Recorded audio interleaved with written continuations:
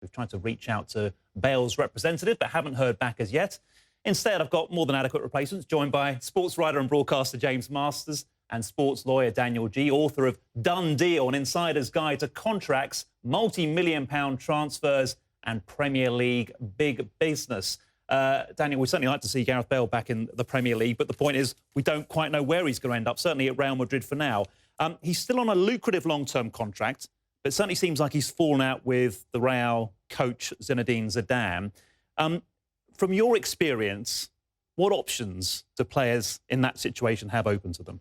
It's an interesting one because obviously time is ticking. The end of the window isn't quite there, but will be coming there towards the end of August. And do people sometimes panic in those situations? Well, there can be a number of different situations. Usually, Jonathan Barnett, his agent, is one of the best and biggest in the business. If anybody knows how to strategically handle this position, he will certainly know how to do that.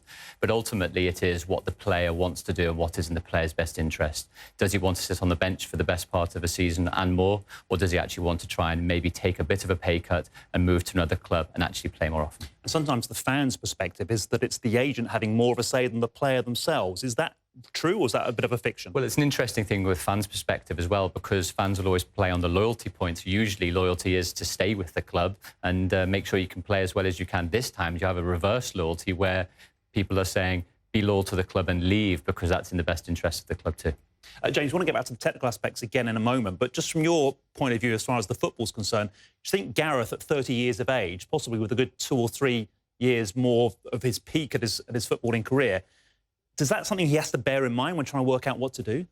Yeah, I think so. But you've got to look at the options available to him, Alex. There's only 3 or 4 clubs in Europe who could afford to pay his wages, who could afford that transfer fee. And perhaps he thinks, actually, do you know what, I can stay at Real Madrid and even outlast Zinedine Zidane. The two don't have a working relationship, as we know. Jonathan Barnett's been scathing about Zidane in some of his comments. So you're in a position now where there's a player who's won absolutely everything in Spain with Real Madrid, the Champions League. He's one of the best players that Britain's had for a very long time.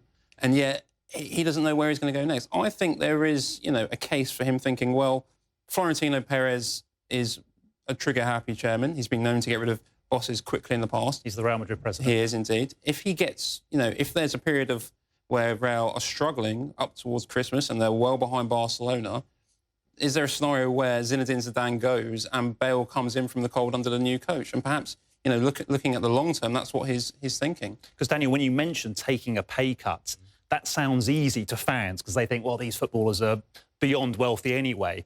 But as we know, in the rest of life, that's not an easy thing to suck up, is it? No, and I think ultimately, look, is Gareth Bale a very well-remunerated football player? Yes.